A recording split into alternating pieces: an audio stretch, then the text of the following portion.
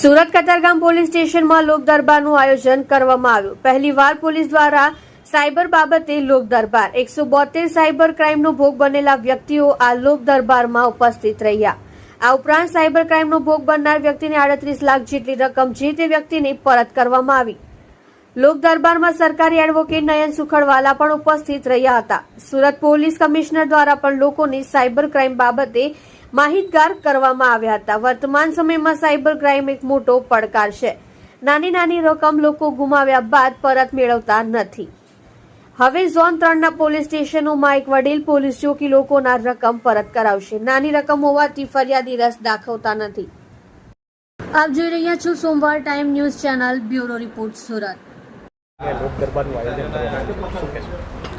આજે સુરત શહેરના DCP zone 3 Shri Pinakin Parmar દ્વારા એની જો સમગ્ર જો પોલીસ સ્ટેશન જો એના તાબામાં આવે છે, આ વિસ્તારમાં જેટલા સાયબર ક્રિમિનલો દ્વારા અમારા લોકોના જો ચીટિંગ કરવામાં આવી હતી, જો હાવ નાની રકમો હતી, 400 રૂપિયા 500 રૂપિયા લઈને 1000 2000 5000 તક હતી, અને એના જ્યારે બનાવ આ લોકોના સાથે ત્યારે આ લોકો જો સાયબર ક્રાઇમ પોર્ટલ ઉપર ફરિયાદ કરી હતી। ફરિયાદના અંતે જો એ અને પોલીસના પ્રયાસના અંતે આ બધા પૈસા આપણા રિકવર પણ કરવામાં આવેલા, અને આ જ પૈસા આ લોકોને પરત કરવા માટેના આજના કાર્યક્રમ અહીંયા આયોજિત કરવામાં આવેલ, જેમાં આ શીર્ષક હતા કે અમે લોકો બહુ પહેલાં ટ્રાય કર્યા, કોઈ આવા માંગતા નહીં હતા, કારણ કે 500-700 રૂપિયા હોય અને પછી કોર્ટના જો પ્રક્રિયામાં જવાના હોય, આપણા વકીલશ્રીઓને મળવાના હોય ફોર્મ ભરવા માટે, રિફંડ માટે, તો એનાથી દૂર ભાગતા હતા। તો અમે લોકો એવા શીર્ષક હેઠળ કે આપના રસ નથી પરંતુ સુરત શહેર પોલીસના રસ છે, આપના પૈસા માટે છે, તો એના હિસાબ તો 170 કુલ 170 જેટલા લોકોના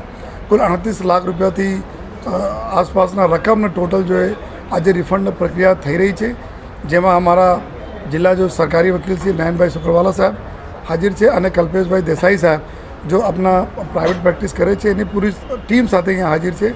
જો અમારા જો ફરિયાદીઓ છે એના તાત્કાલિક ફોર્મ અહીંયા જ અહીંયા ભરીને અને કોર્ટમાં જઈને જો નામદાર કોર્ટના ઓર્ડર લઈને પછી આ લોકોને પરત પૈસા આપવાની કાર્યવાહી કરવામાં આવશે।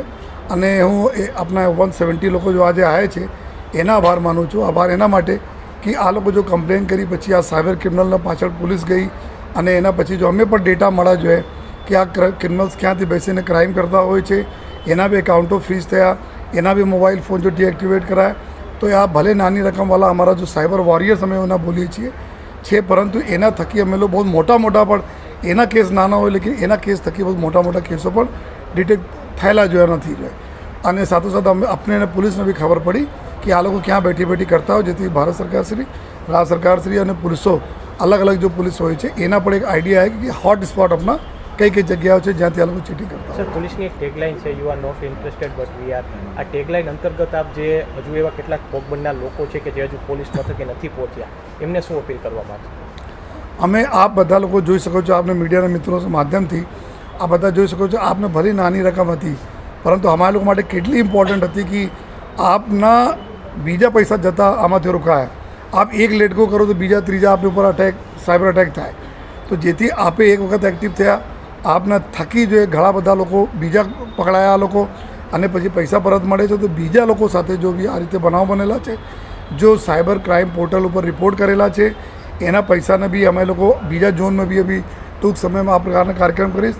આપ આવો, અને એટલા હું આપણે બધાને ખાતરી આપું છું કે જો ટીમ છે, અમે જે રીતે બતાવ્યા કે અમારા બંને જો અમારા વકીલશ્રીઓ છે જેના ખૂબ સારા સહયોગ છે, તો આપને કોઈ બહુ તકલીફ પડવાની નથી, પરંતુ અમે લોકોને બહુ આનંદ થશે, પોલીસનો બી મોરાલ વધશે કે અમે જો મહેનત કરીને પૈસા રિકવર કર્યા એના ખરેખર જો હકદારો હતા એના પૈસા પરત